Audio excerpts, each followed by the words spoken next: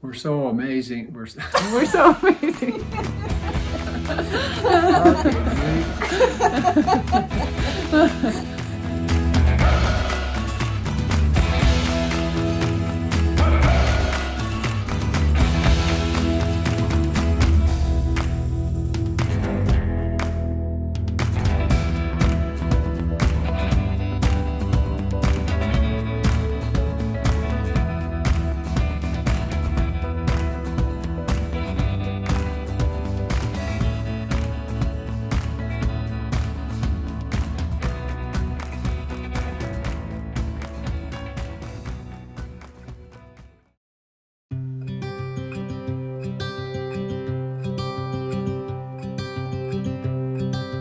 Look out, here she comes,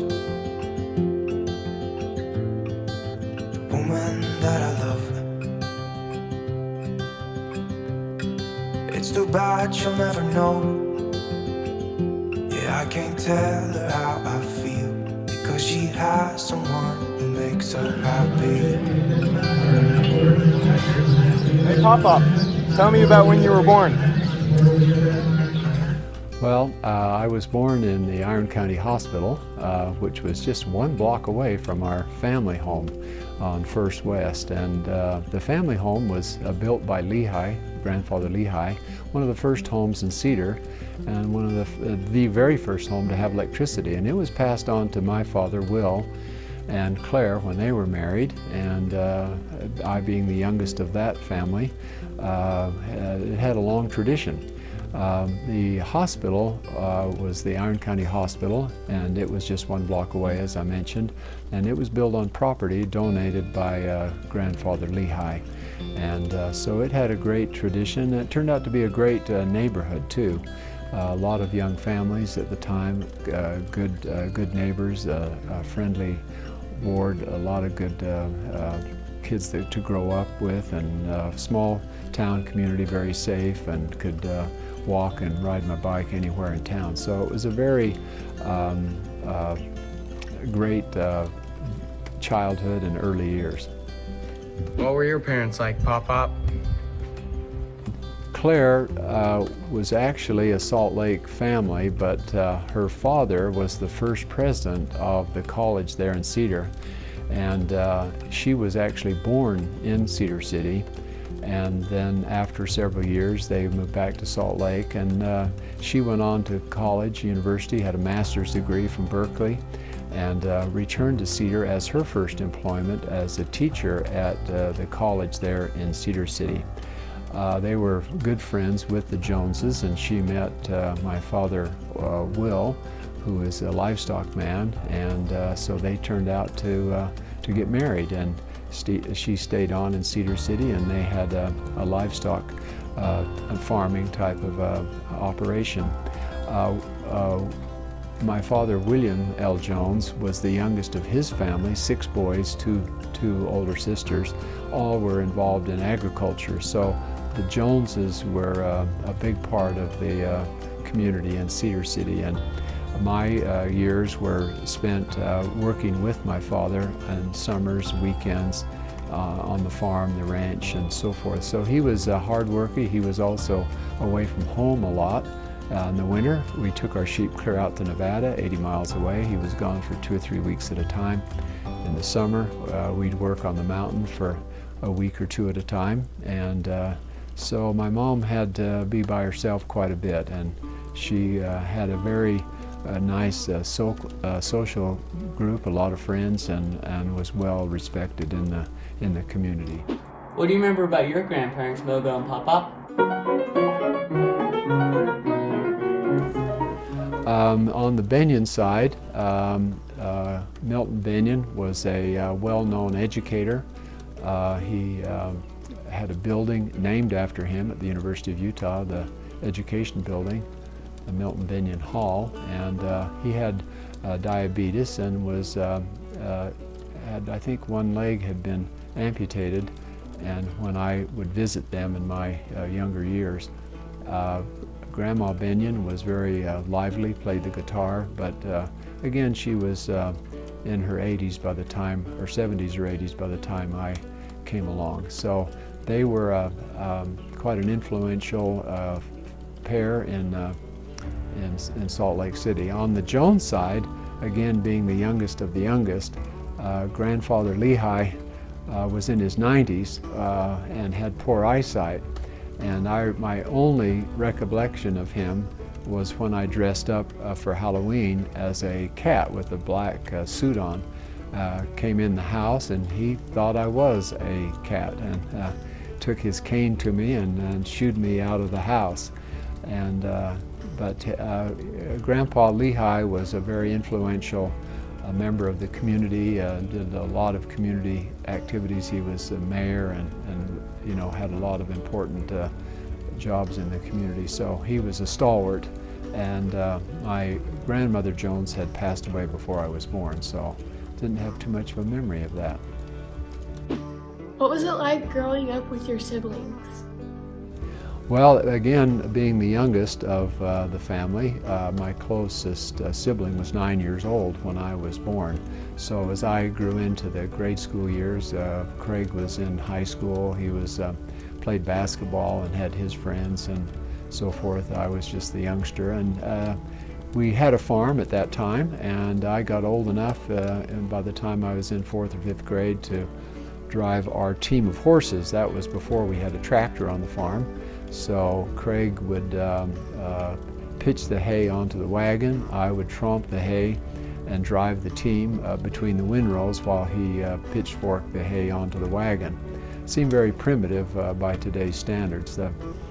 We had a lot of good times on the wagon and a lot of teasing going on. The next sibling was Janet, who was older than Craig by 4 or 5 years, and she'd gone off to college by the time I was around. And at college she met her husband Arnie, who was going to medical school, and they end up living in Brigham City. The next oldest sibling was Milt, and he was away in the military when I was growing up in the grade school years. And finally, after 4 or 5 years in the military, he returned home and knocked on the front door. I answered the front door and said, "Yes, who are you? Can I help you?" And he said, "Well, is your mom home? Maybe she can introduce us." And so that was my introduction to my oldest brother. He went on to get his degree and lived in California and would return home every summer with his children. So that was my recollection of the siblings. Papa, what was your childhood years like? Well, Cedar was a small town. It was a safe neighborhood. There was a lot of kids that ran in the neighborhood, so we had a lot of time to play neighborhood games. Kick the can, one you may not have heard of, Ante-I over the house, wherein you had a team on each side of your house. You threw a tennis ball over the house. If you caught it without it hitting the ground, then you could run around to the house, to the other side of the house, and then you threw the tennis ball, at your opposite team, and if you hit them, then they became on your side. And this went on for hours. We all threw a lot of snowball fighting, a lot of sleigh riding down First West, and now something kids never do. We would hook rides on the back of cars and hook onto their bumper, hold on and slide on our feet up and down the streets, which would be considered juvenile delinquency at this point in time. But it was a great safe neighborhood, and a lot of kids my age that we grew up together with, went to church with, went to scouting, so forth. So it was very pleasant. And there was no TV. We had no TV in the early 50s, so it was totally different than today. What kind of work did you do with your parents as a kid? Well, of course, Dad was extremely busy and gone a lot, and required as much help as he could possibly get out of his family members. Both Craig and Milt had grown up helping wherever they could when they were not in school. They were sheep moving, sheep herding, farm work, hay, driving hay. I do recall driving when I was in first grade. As we would feed the sheep, he would get the truck in gear, and I would drive around the field, and he would hop on the back of the truck and disperse the hay to the sheep. So started driving very early, up and down the mountain later, and we spent a lot of time together in all seasons, winter season, lambing, and the summer season. So very invested in the family business. What was your most memorable high school experience? Well, in high school, we were heavily involved in some school activities, some student body officer, as president of the senior class, along with some other student governments, the yearbook, and sports was a big part of everything. I was on the basketball team, and I've got a good experience with that, traveling around. Also had a great musical career.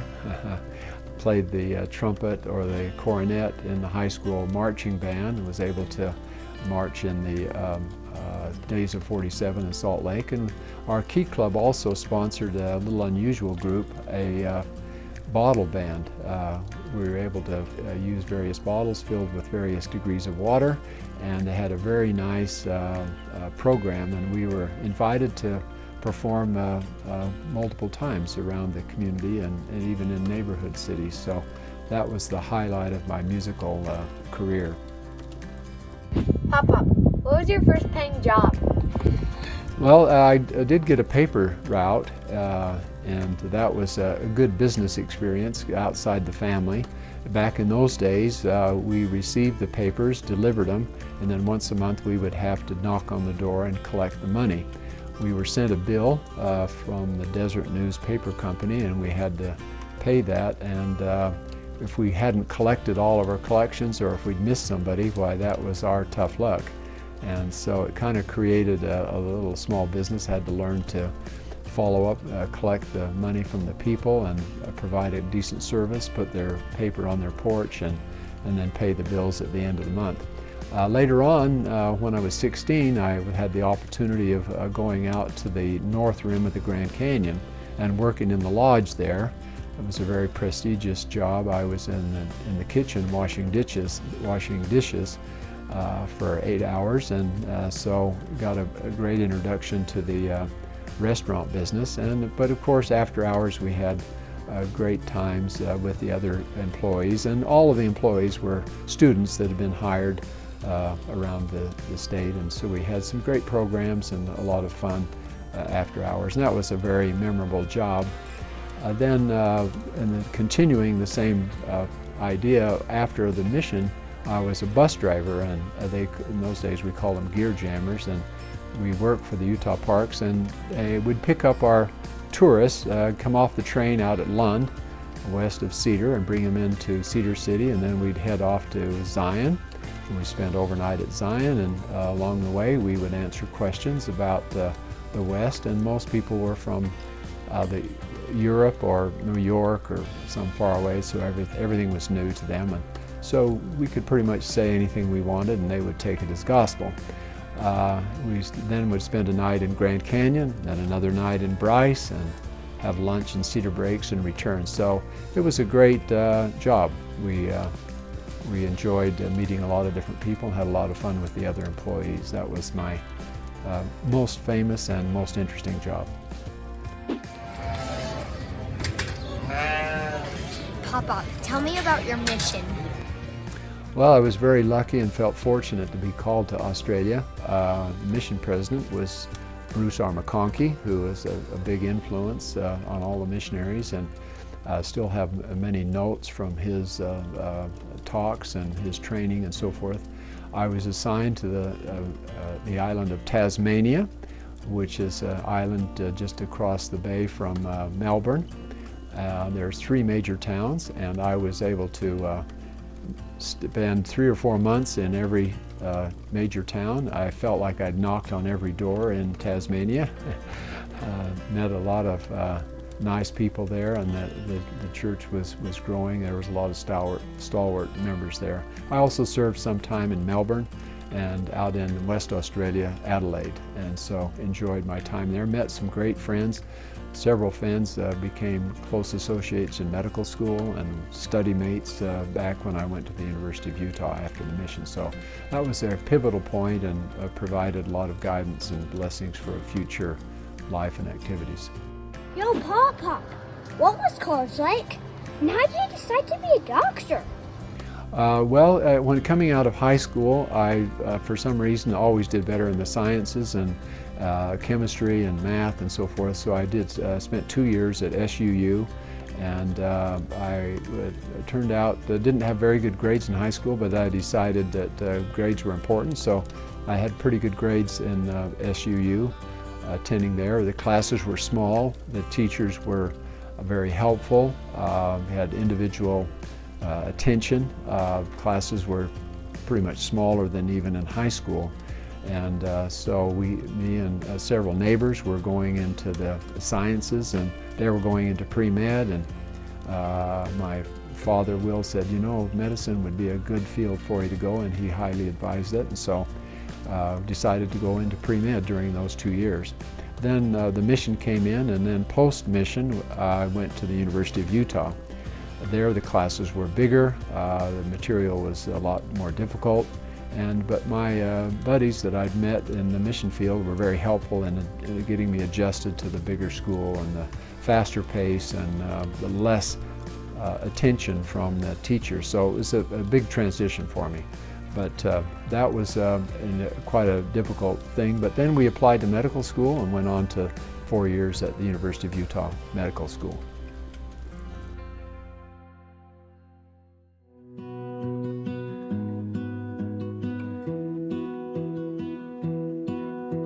I lose my breath whenever I see you. You stole my heart, what is it that you do? My life was great till you added colors. Like the moon needs the sun, we don't care about the others. Mogo, what was it like when you got born? I was born on the 4th of July. I get fireworks every year. I was born on April 1st, 1949 at 12:45 in the morning. That means I barely made it into the most non-holiday of the year, April Fool's Day. Now with April Fools, you don't get presents, there's no flowers, there's no candy or food or anything associated with this, just tricks and no treats. But there's always lambing, and that's always a fun time of year, and also conference, so that made it great. But I was the second child, born about 15 months after my sister Sherry, and we came home to a little 2-room house that was on 27th East, just across the road from the Howard R. Driggs Elementary now. And it was a very small house, and Mom remembers one time going out when the snow had just snowed and saw mountain lion tracks around the cabin, which is kind of scary considering they had an outhouse to go to. But it was a cute little house. The picture I have, the only picture we have of it, it looks abandoned, and probably was just before it was torn down. But it was on the outskirts of Holiday, so quite a ways away from the most of the cities. Hey Mogo, what were your parents like? My dad, Leon Ridd, was the oldest of 9 children. He had an older brother that died shortly after birth. But so it was a big family. He was the oldest, and in those days they had to help. They had to help to the family business and everything. So he was quite a worker. He learned how to work hard. And when he got married, it was shortly after World War II. He had just come home from England, serving in England and Switzerland, and he was 24 by the time I was born. And Mom had just graduated from high school a year before, so she was very young. But the war was over. Everybody was so excited. They were ready to get back and get to work and get going. And I was raised with what later became known as the greatest generation because of all the things they did for World War II, and they came back and went right to work, and they didn't complain, and they were just a great generation. And I always consider that a wonderful time to have been raised by 2 wonderful parents. My mom was always one that had so many projects, so many interests that we were always had fun things to do, and she was a great cook. She was home all the time, but she did work for my dad, keeping the books and things, so she had many interests. And they were a great couple. They were great parents. So, Mogo, what do you remember about your grandparents? Interesting dynamic there, because my 4 grandparents were all younger than Spence's parents. And the reason was because my mom and dad were the very oldest in the family, and Spence was the youngest child of the youngest child, so it kind of made it for a different thing. Anyway, because of that fact, I knew my grandparents most of my life, and they were a very big part of my life, all 4 of them. The Rydds, Heber Eugene Rydd, my dad's dad, was a builder like his father and his father before him, and my dad. So they were, it was a long line of builders, and he was very dignified, a good businessman. He did a couple of built houses all over the place, and especially in Holiday, and a real businessman. My grandmother, a short little 5'1" grandmother, whose mother came over from England. She was mostly interested in genealogy, family history work, and she was a great sewer and embroiderer and quilter. And then the other side of the family, the Golders, Grandpa Golder was a hard-working person that came from Idaho. He herded sheep in Idaho most of his younger years, up till 27, and gave the money to his family. His father was away on a mission a lot of that time, and his mother, right in the middle of the mission, she got very sick, but she passed away before he was able to make it home. So they always remember going out to see if their father was home for many days. It took him a long time to get home. It's kind of sad. But when he finally moved to Salt Lake, because the younger kids were grown, he built him a little house on West Temple, added on to it through the years when he got married, because he met Minnie at that time. Minnie Golder, her name was really Hermina Nordhoff, and she was born in the Netherlands and came over after her brothers and sisters had come over and paved the way for the rest of the family. She was always fun. She was a great cook and a fun lady to be around too. So they were a great, wonderful grandparents. So the interesting part of Grandpa Golder, when that little house became too small and not up to date, they had room out front. So he took his wheelbarrow and his shovel and started digging the foundation. It wasn't a deep basement, didn't have high ceilings, but he dug the basement out with the wheelbarrow and the shovel. And it was about the time my mom was marrying my dad, who was a builder, and he kind of helped him on it. But they lived there until they both passed away, and it's still in the family.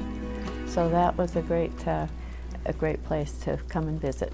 Anyway, last thing, interesting thing about the 2 grandmothers, they never learned to drive, either one of them. I don't know how they raised families like that. Grandma Golder had 5 children, Grandma Rydd had 8, but they never drove.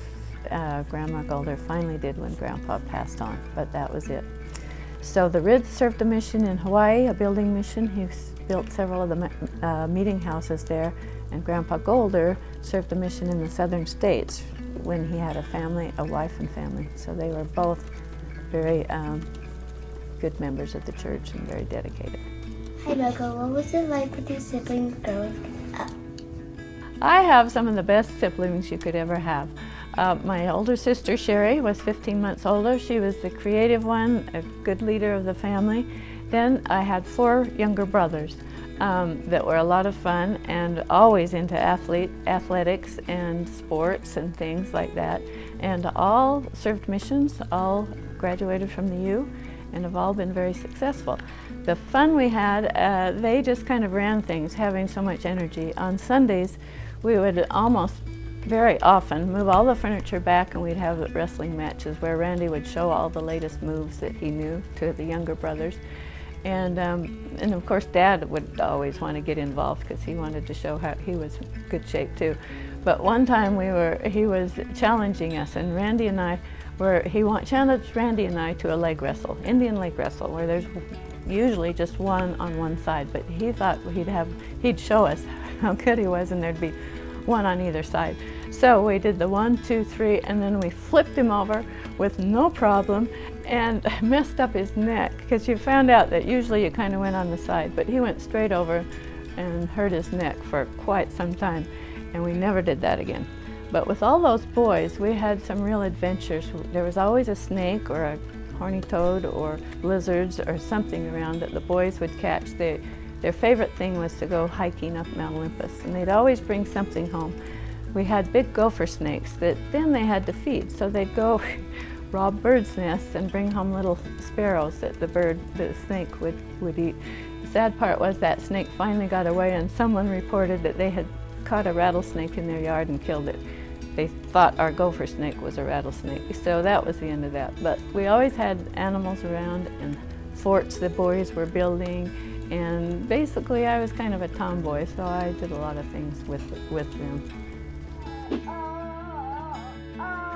What did you do for fun as a kid? Well, besides all the sports and things that we were always going to, we had a front lawn that went up to the neighbors, and nobody ever planted anything in between, so it was probably the biggest lawn in the neighborhood.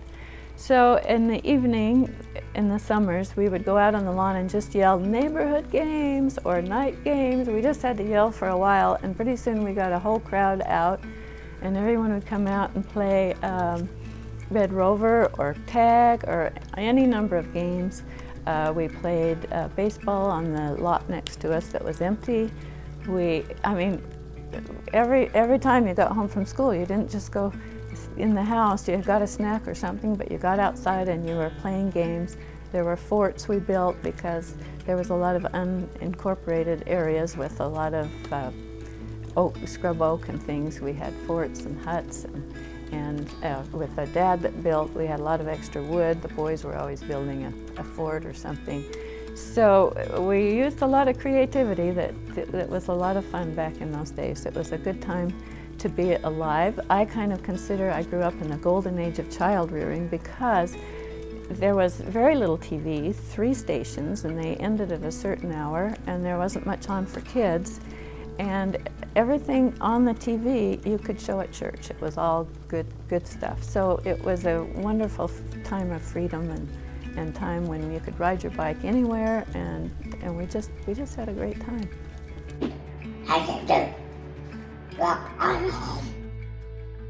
Well, we always had our jobs to do, and Mom was good at getting us to do them. We never had an electric or gas lawnmower, so we usually had to do it at the kids. And if we waited too long, it was a tough job. We thought the backyard was pretty big. Looking at it now, it doesn't look that big, but then it seemed huge. So when the lawn got a little bit long, we would have to use 3 of us to push the lawnmower. So one would get on one side of the handle, another on the other side of the handle, and the third would be up on the tongue part. And we'd push, and we'd go across one way, and we'd turn around and come back, and then we'd all flop down and take a break on the grass till we recovered, and then we'd do it again. Needless to say, mowing the lawn took a long time. Having 2 girls as the oldest was a real plus for Mom because she had a lot of laundry to do. And after a while she got so she did it at the laundromat because she could do 8 loads at once. So we would have a huge batch of ironing because we ironed in those days. And another interesting thing is t-shirts were undershirts. You did not wear a t-shirt, just a t-shirt. I mean, they weren't colored, they were always white, and there was nothing on them. So you always had a button shirt. So I remember my record. One day I ironed 17 boys' shirts. I counted them because I was so proud of myself. But I have to admit, part of the reason I did so many was because I was watching TV while I did it, and I guess I was interested in what was going on. But we did love our Saturday morning cartoons, but washing and taking care of all those shirts was a big job, and it kept us busy.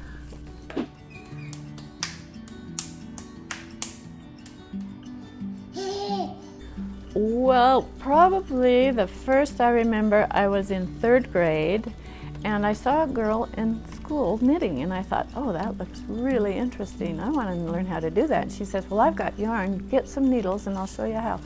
So I didn't have knitting needles, but I remembered at church, in the Lost and Found, there was a tube of pickup sticks.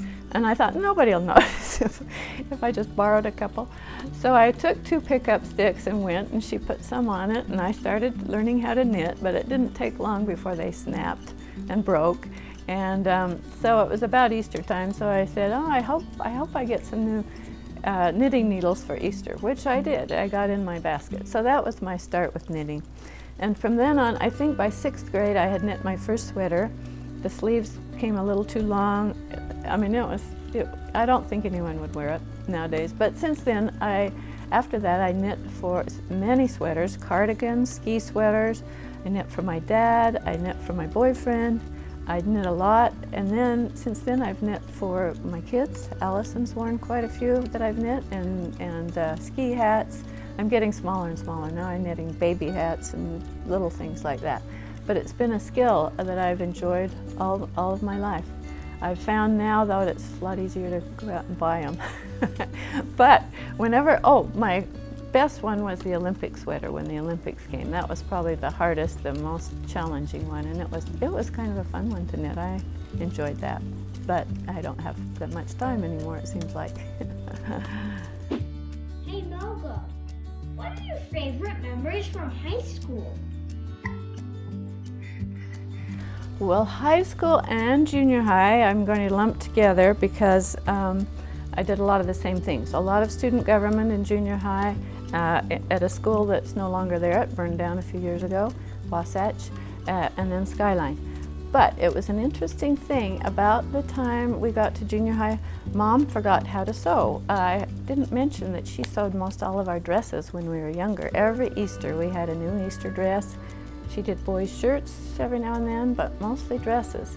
But suddenly she forgot how to sew, and we realized all those years Santa was bringing us dolls, they never had clothes, but we always had a lot of scraps from our dresses, and so we learned how to sew clothes for our dolls. So about that time, when she forgot how to sew, we started sewing for ourselves. And through the years, the high school and junior high years, Mom would buy any fabric we wanted as long as we, sewed them ourselves.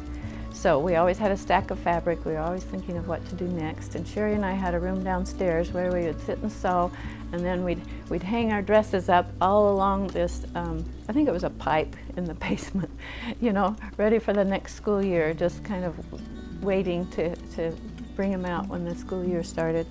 And Dad would walk by, and being an active guy that was mostly outside, he'd walk by and he'd say, "Shut-in work." So we always talk about our shut-in work that we did. We did enjoy our shut-in work.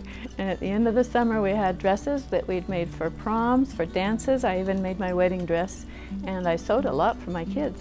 But it's kind of a lost art. And I will say, most of the girls my age didn't sew. It was kind of a strange thing that we did so much sewing, but we figured that way we got as many clothes as we wanted, and we really sewed a variety of things. So it was a skill that has been a good skill that we've enjoyed using through the years. Mogo, what were some of your first paying jobs? First thing I ever got paid for was, of course, babysitting. And Sherry and I, being the oldest, we were really experienced, so we were very popular, and we took it seriously. We had babysitter kits, we had all kinds of things for the kids to do, for the parents to, to write out where the parents would be and when they got back, and we had quite a clientele. We did a lot of tending, started out at $1/4 an hour, I think. Thought we were pretty good when we got up to 50 cents. At the end, I think it was $1 an hour. But that babysitter kit was good, and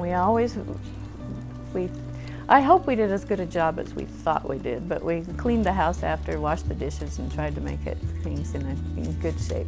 So by the time I married Spence, I had $5,000 in the bank, mostly, well, not married Spence, even before that, by college, I had saved up that much money. In high school, Sherry and I had a job at a nursing home down the street, and we would trade off. We'd go exchange the water, so that was a quick job. But the real job that I had the longest for 3.5 years was as a surgical technician or scrub nurse up at LDS Hospital. I had taken a class that qualified me to help in surgery and hand the instruments to the doctors, and it was fascinating. I loved it. We did it almost every kind of surgery there was, and it's what put me through college, is that job. I worked in the summers full-time, in the winters nights and things. So it was a very interesting job. Mogo, what was your major? And how did you decide what to major in? Oh, college was a great time. I went to the University of Utah and was in a sorority with a lot of other girls from the neighborhood and from all over the country.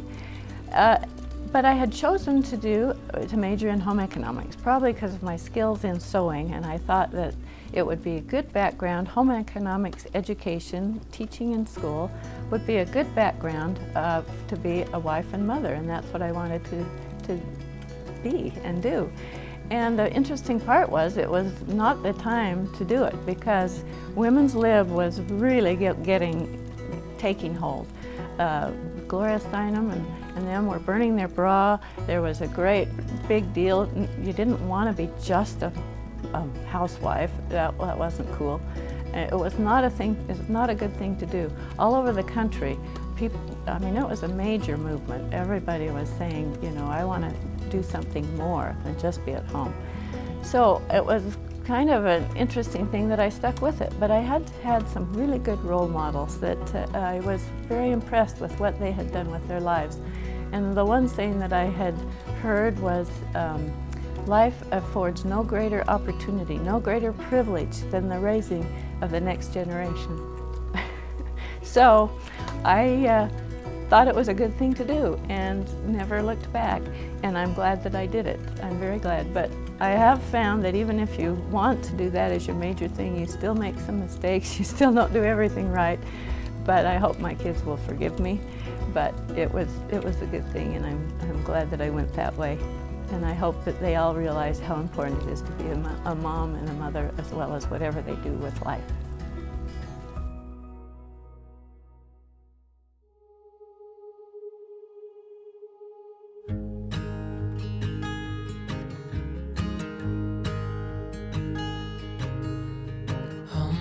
Child, I know you're hurt and you can't let go. It's not your fault and you don't deserve.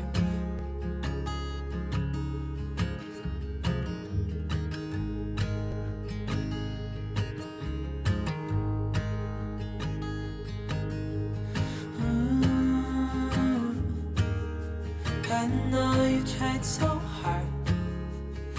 Hi Mogo and Pop Pop. We're just wondering, how did you two meet? Well, I guess I could start out with that one. I was a junior in medical school and had some rotations over at LDS Hospital, and some included in the operating room on surgical rotations. And so I noticed Jane in the area. She was a surgical aide at the time, working there part-time and at night. And so after asking around and inquiring, I was able to obtain a name and a phone number and give her a call. And I think our first date was up at Cascade Springs in Heber Valley, right? Mm-hmm. But the thing that impressed me about him is I had been a scrub nurse for 3 years and had been on almost every kind of operation, and all of us scrub nurses were, well, we kind of thought we knew what we were doing compared to the new interns and residents, and especially medical students. But Spence was pretty calm, cool, and he knew what he was doing. He was impressive, and so I was impressed by that, and the fact that he was, whenever we did go to basketball games, he played with his friends a lot. He was always the star, the best shooter, the best passer, best everything. It's always fun to be the girlfriend of the star on the basketball court. No, I'm glad you said that, but you know, maybe one of the real factors that got us together was that I had been raised on whole wheat bread, and my mother was a homemaker, and it turns out that Jane's mom kind of got interested about this time in making bread and whole wheat bread, and so when I visited their home, lo and behold, there she was making homemade whole wheat bread, and I thought maybe this was probably a sign from heaven that we should get together and pursue this relationship. It was sort of a heavenly sign. So as luck would have it, we graduated on the same day. He got his MD degree and I got my BS degree at the University of Utah on the very same day, and we're married shortly after that. Hey Mogo and Pop-Up, tell us about your early married years. Well, right off, we moved into hospital housing. We had 3 different apartments in houses that were around LDS Hospital, which was very handy for Spence's work. And the first 2 years, well, year and 3/4, I taught at Highland High School. So I was gone most of the time teaching at school. And the first year was the worst year of my life.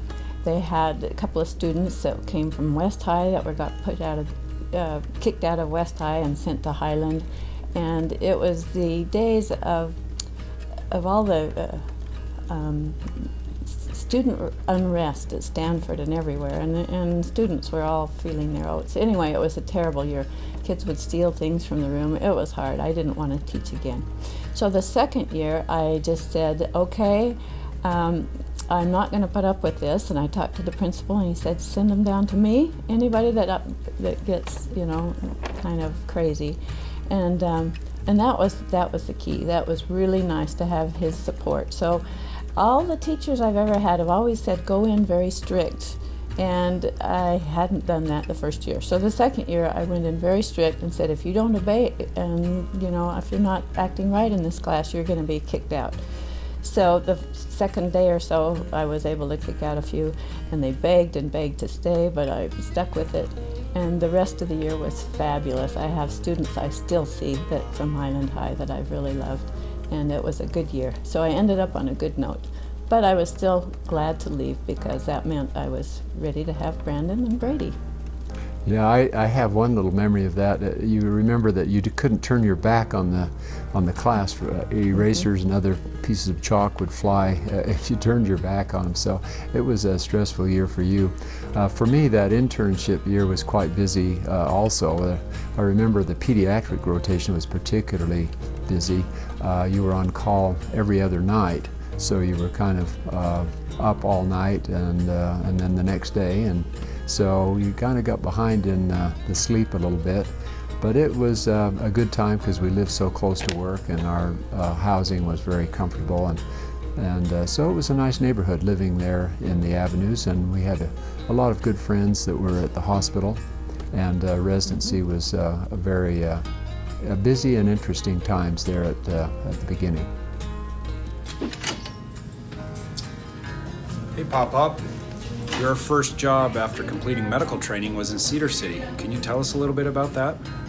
Yeah, I wanted to come back to Cedar, and we had that in mind from the very beginning, and chose internal medicine, kind of a general field that I thought would work out. So we did move to Cedar, and we found a nice little house, and you'd be surprised at the cost. What was it, $30,000, I believe, was the cost on it, and we had a nice little neighborhood, but it got busy very, very fast. There were no emergency room doctors, so we took a rotation in the emergency room once a week. We had on call for the clinic every third night. I was called into the bishopric, and that was busy. And then Craig and I were running the farm, so we had to run to the farm and change sprinklers and so forth. So Sundays particularly were very hectic, but it was a good time. But all in all, I was so busy and kind of got into a general practice, and so kind of became a little bit uncomfortable for me, and at that point I kind of wanted to change venues and practice, but our family life was good there. We had 2 little boys, and Spence mentioned a little about the house, but as luck would have it, it was near to the PE building, which was very handy for Spence when he would play basketball, but it was also near the dorm, so the kids, Brady and Brandon, would ride their little Hot Wheels around the dorm, all the dorm sidewalks and things. So it was a wonderful 2 years. I really enjoyed Cedar. It was a great time, and I hated to leave. So tell us, what is the whole history of the farm? Yeah, the farm had been in the family since it had been homesteaded back in the 1800s, and it had been passed from a brother to another brother and from an uncle, and we purchased the farm in 1971, at least my dad and brother did. And so it's been in the family ever since it was homesteaded, and Craig and I continued the agricultural business during those years. He was teaching at SUU, I was in practice, and so we kept the farm going kind of on a small scale, but it's been in the family the whole time. I'm curious to hear more about your move to Salt Lake City. Well, I guess that was my fault. It was a little uncomfortable for me there, and so I decided to go back to the big city and join Briner Clinic, and they invited me to be a partner there. So during that time, we moved back and lived in Jane's parents' home while the home was being built. So that was a good time. We lived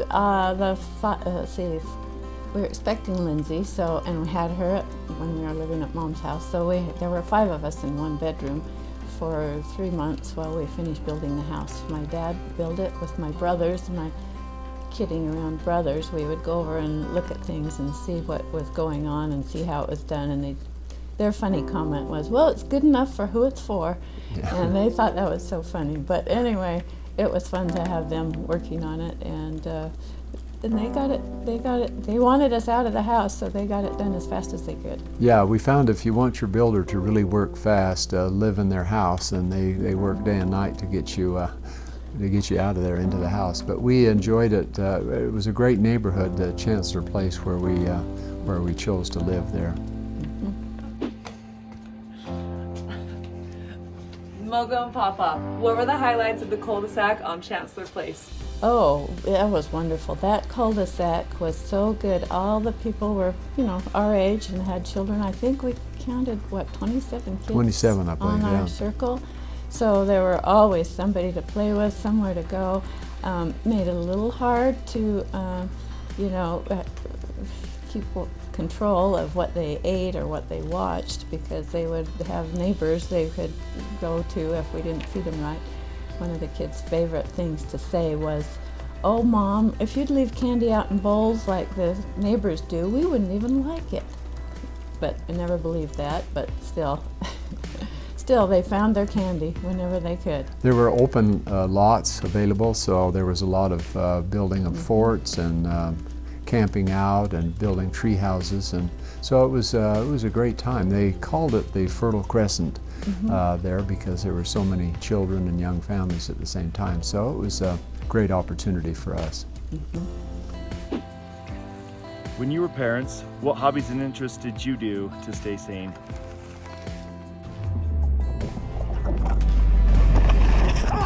Yes! Yes! Well, those were, again, busy years. We're heavily involved in church activities, such as scouting and that sort of thing, young men's and so forth. I was in the bishopric for a while, and also had joined the military. So we had weekend warriors, and that was a good experience. And then I was in quite a few basketball leagues that Jane really enjoyed. Okay, yes. Some nights he'd play a game, coach a game, and ref a game. Other nights he was on quite a hotshot team of personally selected people that really beat everybody out in the whole league, and so he'd never miss those nights. And then he'd coach on other nights the young men in the ward. So yeah. Oh, forgot about jazz games and U of U games. So pretty much basketball ruled everything those years. Yeah. We also had a good time with road shows that you were heavily involved in, and then we also had a stake trek for the youth that was very time consuming for over a year planning there. Planning that. We had a lot of resistance to it. We lived in a very upper end neighborhood, and a lot of kids and parents would say, "Hey, the pioneers did that, so we don't have to." And so getting anyone to go on a trek was like pulling teeth, and it was quite hard. But once we did it, it was so successful. They did it again every third year for years and years after. Yeah, it was a good experience when it was all said and done, but it was a lot of work. But you also had a lot of road shows that you spent a lot of time with. Well, sewing, that was another thing people didn't really know how to do in our neighborhood. So we did mostly in charge of roadshow costumes, and most of every roadshow. One of them that I was in charge of writing and doing the whole thing. Lindsay, Brandon, and Brady were in most of them. And it was a sad day when the church quit doing them, because that was such an exciting thing to travel around to each ward and perform. And it was a lot of work, but I think everyone learned a lot from it. What were some of your favorite activities that we did as a family? Well, one of the activities that were really enjoyable and became a tradition was hiking in southern Utah, particularly Zion. And so we did several hikes on UEA, including the Narrows, the Subway, West Rim, and Orderville Canyon was a... Yeah, and it's amazing we didn't quit after the first one, because the first one was kind of a disaster. We were supposed to only have 12. We had 24 people. We didn't really know where we were going, although we had a book describing where we should go. But all these people that would scatter around, and it was hard keeping the group intact, and it was late getting out. And we were so frustrated with it, we said that hike is not going to beat us. We're going to go again and do it next year. So we did it the next year. It worked out well, and we've done it 10 or 11 or more times ever since, in different ways with different people. And the subway hike has been a favorite. That's the subway hike, yeah. It's so popular now you have to draw out, and we didn't have to draw out. Very limited, but back in those days it was a free-for-all. But it was a good one. That was a great tradition. It was a lot of fun. We had a lot of people that were very faithful hikers with us that we really enjoyed doing it with. So it's fun. All right, calm down now. Mogo and Pop-Up, how did you continue to keep your connections to Cedar City when you moved to Salt Lake? Please now. All right, let's go. Okay, for many years we would come back, and Bonnie had moved into the big house, so we would go stay with her with 5 kids. Once I was expecting Lisa, we decided, hey, that's too many people to put on Bonnie every time we came in. So we decided to build a cabin here at the farm, and that was a good experience. But it was only on weekends. Spence could only get off short time, so we would only come down 3 days on the weekend, and we thought, you don't really get into it. So one summer we decided we would come down the whole summer and come back just when school started.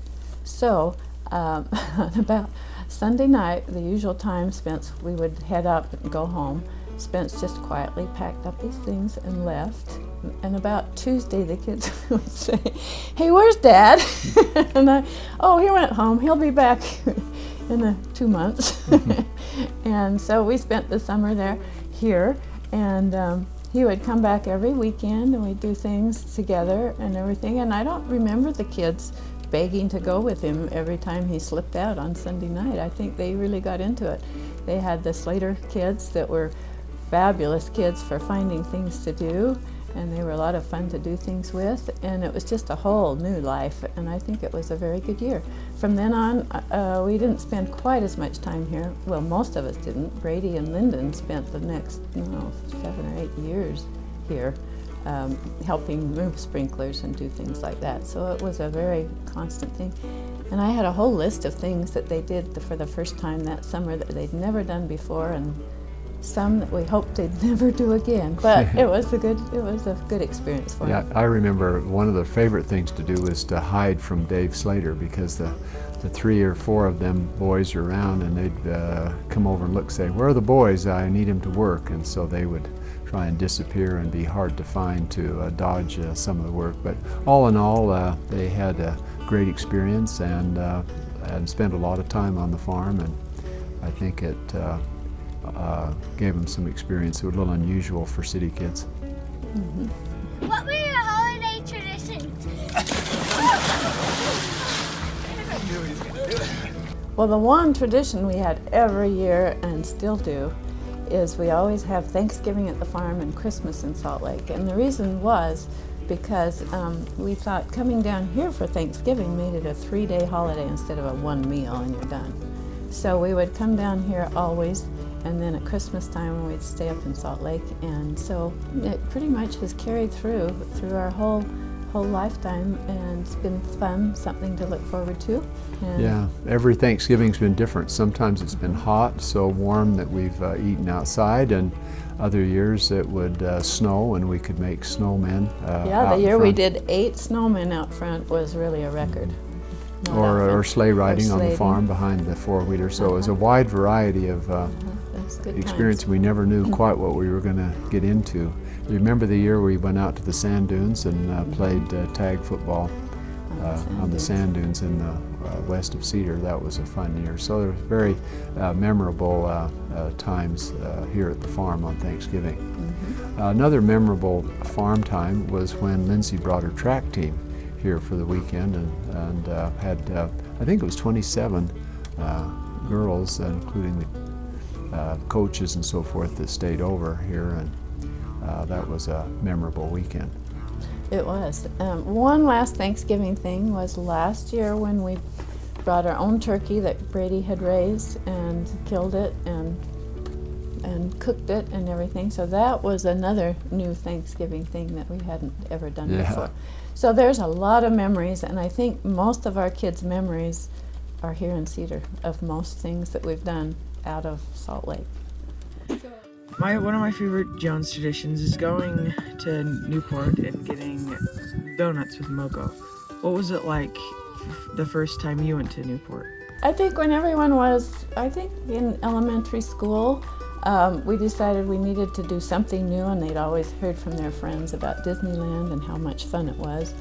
So we decided to do a California trip, and I researched it out thoroughly. We were going to hit Disneyland, Wild Animal Kingdom, Universal Studios, SeaWorld, and the one with the, 5 of those different things from place to place. A different place every day. Yeah, the problem, plus the beach. Plus the beach. Plus the problem was, back in the olden days, in that time, we didn't have GPS. We had maps, and I was the navigator, so, Spence and I had a hard time working together on that. We'd either miss the cutoffs, or we would have been in the wrong lane, or we'd have to backtrack, and California traffic is not the best. So by the end of the trip, Spence was fit to be tied. And I think we'd missed so many exits, and it took an hour for you to find your spot again after you missed that exit. So it was quite a stressful driving situation for me. So as we drove out on the freeway out of town, Spence's final words were, "Well, kids, take a good look at California. This is the last time you're ever going to see it with me driving." So it was the last time you ever saw it with him driving. So several years later, when Lindsay graduated from high school, they had senior trips down to Newport Beach.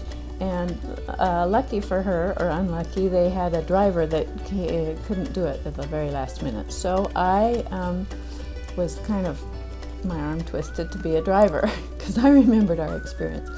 But they had such good maps and good, I think we had two-way radios and things. That was back in the day. And so we made our way down, and it was such a piece of cake that we've been going to Newport ever since. And we don't drive around California too much more than that, but we do make it to Newport, and that's been great. Yeah, we found you can stay on I-15 until you hit the water, so that makes it kind of easy. Yeah, and back in the day, when we drove our kids around so much, we didn't use seatbelts at all. Kids would just lay in the back of the car on beds, on blankets and things, and I don't even remember, I guess the senior girls, by then we were doing seatbelts, but it was pretty much more casual and easy to drive and fun, and fortunately we never had any accidents. Hey Mogo and Pop Pop, tell us about the missions you've served. Well, our missionary service started when we were called to Hong Kong as the area medical advisor, and we were so excited to get there, and the environment, the Chinese people, it was wonderful. It was high-tech, high-end society, and it was kind of unusual because the church there was mostly made up of workers from the Philippines, and there were many wards and workers there that made up these new converts, and they each had 1 day off per week. So some had Monday off, some had Tuesday, some had Thursday, and so the church adjusted to this and ran sacrament and Sunday services 7 days a week. So when you were called to speak at that sacrament meeting, you got to speak 7 days in a row with the same talk if you wanted to. And they had the same opening hymn, the same closing hymn, and all the musical numbers and everything was the same. So it was kind of an unusual adjustment that the church made with that unusual circumstances. But these Filipino members were so fantastic and so warm and loving. We loved that part. And the other interesting thing that they would do, they couldn't play the piano very well. They were very new at it. So they picked There Is a Green Hill Far Away, and they would play it for the opening song, the sacrament song, the rest song, and the closing song. So it's a very good thing to have a talent of playing the piano when you're on a mission.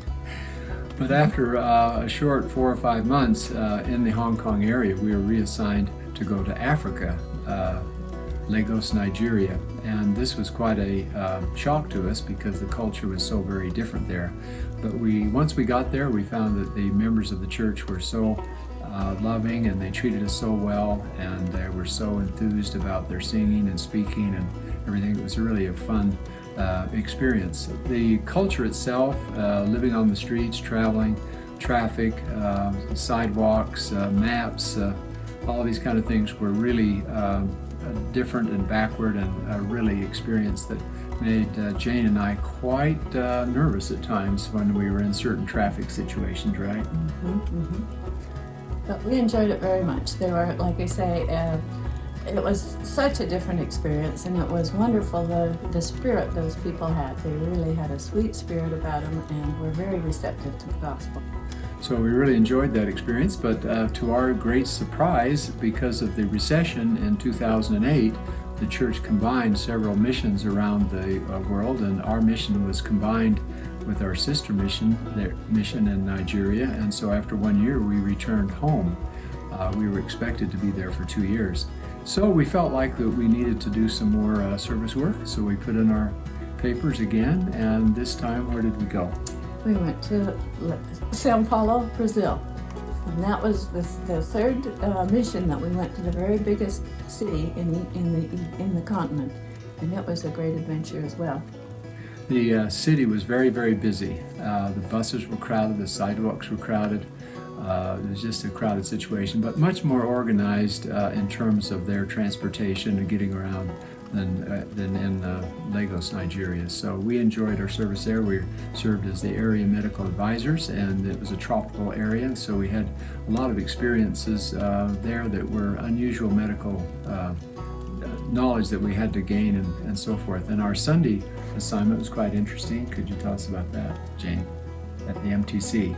Oh, we would go across the city, clear across the city, which was a little easier on Sunday, to the MTC, and we served in the MTC where all the young missionaries were coming and were trained, and we were in the branch presidencies there. So we got to know several missionaries coming from our area and others from America.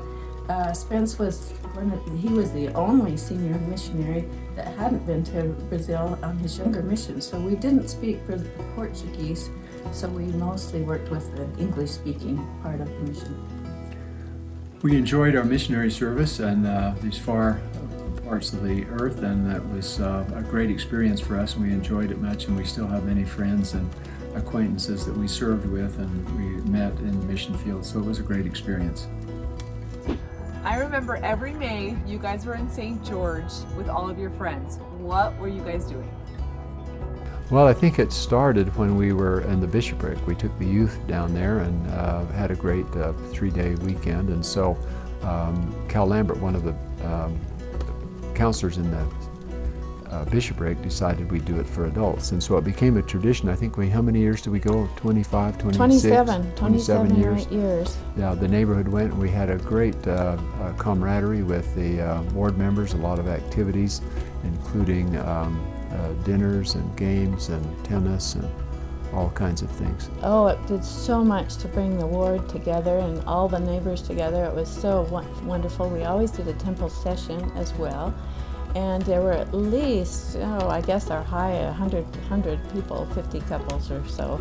And it worked out well. And first we would stay at the one of the hotels there that was big, but as people got more condos, they would stay in their condos, but we would still have our outing because people liked to have a use of their condos. So the ward just became so close. It was wonderful, wonderful times. Yeah. And Spence and I were in charge of several of them and helped on getting them started, and I think we're involved in almost all of them, clear up till they went on missions. When we were gone, they finally ended them, decided so it was... our friends that went to St. George were bonded with them in the ward. To this day, it's these relationships have continued. And one activity is that we would come to Cedar and stay here in the cabin. There was 5 or 6, sometimes up to 12 of us that would bike from Cedar down to St. George, and that's when our biking career started, when some of those long distance rides, and that was a very memorable time too, along with other activities. And you didn't mention the time you were turned into Elvis Presley. Yeah, we had some great programs there. Laurel we played and Hardy. Laurel and Hardy. Yeah. We played, and so everybody Elvis. got crazy. Yeah, we had some great fun things. Yeah, had some great programs. So brought out a lot of things that we didn't know we had. What have your retirement years been like after your missions? Well, after we got home from our mission, we kind of started focusing on the ranching and the livestock business in Cedar City area, and it turned out to be quite nice. Some of the grandkids were old enough to help out, and so we had a great experience in the summers there, and we spent a lot of time there. We did things like spraying thistle, mending fence, herding sheep, riding four-wheelers, and the guys had a good time. We had Preston and Spencer and Cohen, and hopefully we'll continue to the younger grandkids. We'll continue this tradition, but we really got involved in the details of the ranching operation in Cedar. Mogo, how did you get so interested in the family history? I have noticed in every family there's somebody that is instinctively goes and saves family things and is kind of the family record keeper. And I was it, and from early on. In 9th grade we had it was a Sunday school thing where we had to get family group sheets and pedagogy charts, and I think I was one of the only ones in my class that finished it. And I have a picture of me. We would go to grandmother's house and I would see a picture of somebody and I'd insist we go out and take a picture of the picture. This is even before we started taking pictures of pictures. So I've kind of had a lifelong interest in it. And then when I had 4 kids, I did it with Grandma Etta Ridd. She was really invested, and we'd go up to the Family History Center and did the 4-generation thing. But then life happened, a lot of kids, a lot of missions and things, so I kind of let it go for a while. And good thing I did, because then Family Search came out and it's been fabulous. And so I've really enjoyed that and found my niche and found a lot of people to give get their ordinances for them, and it's just been a very rewarding time, and I've enjoyed it and really learned a lot about the ancestors that I didn't know before, and I hope to pass it on to the kids a little bit of some of the things I found, and it's just been very interesting, and I'm watching and waiting to see what child I'm going to pass all these boxes of things to. I can jump in and add a little bit to be a good a family history genealogist. You need to be a person who pays attention to detail, and you have to stick to it. And that's one thing that Jane does. She really sticks to the detail and sticks till the job's done. Mogo and Pop-Up, what are you looking forward to in coming years? Well, I have got a whole list of things on my bucket list. Do a little more traveling, but that's not the major one. I've got several books I want to do. Growing up Joneses, all my children, what we've been doing. A book on my mother, who never, always wanted to and never got around to it.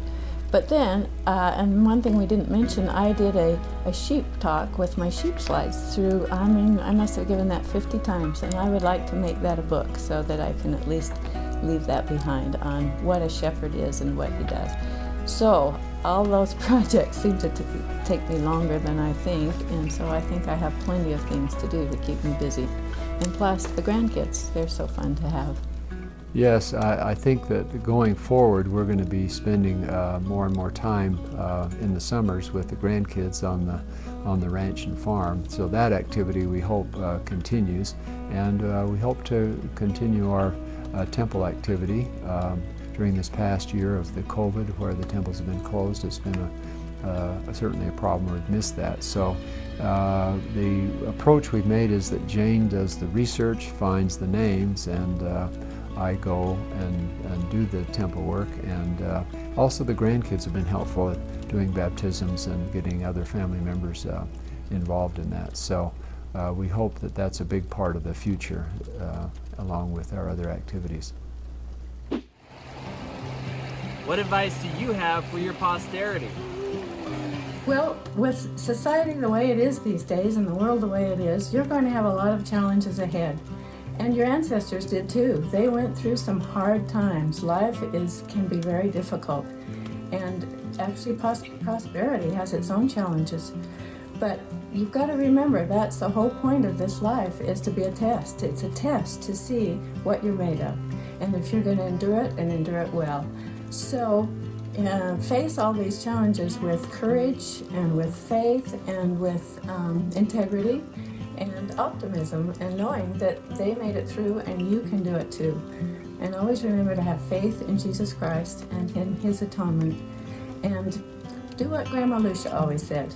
Every single day, see what you can do to make this world a better place. From the things that come to my mind, there are many things that come to mind, but I'm particularly impressed at how on both sides of the family they were very honest in their dealings. They had a lot of integrity, and they dealt with handshake, and their word was their bond. I think that on the Jones side, they cooperated, they worked together, and when they made an agreement, they stuck to it. Leon Rid was famous for his honesty, and his patrons that he built for trusted him because of his good work and trust. And personally, if I had any advice, I would advise anyone to study the gospel on a daily basis. When I went through pre-med and medical school, I was pretty overwhelmed with the academic things I had to learn, the tests coming up, had to get an A, a lot of pressure. And so I wish I'd have had a daily scripture study during that period of time. I think it would have given strength and stability and given you a spirit of the gospel throughout your entire life. So no matter how busy you are, how troubled you are, it's always good to have a daily scripture study or some other things that brings you back to the gospel, to the atonement, and to follow Christ throughout your life is so important. I think that's the main thing to remember.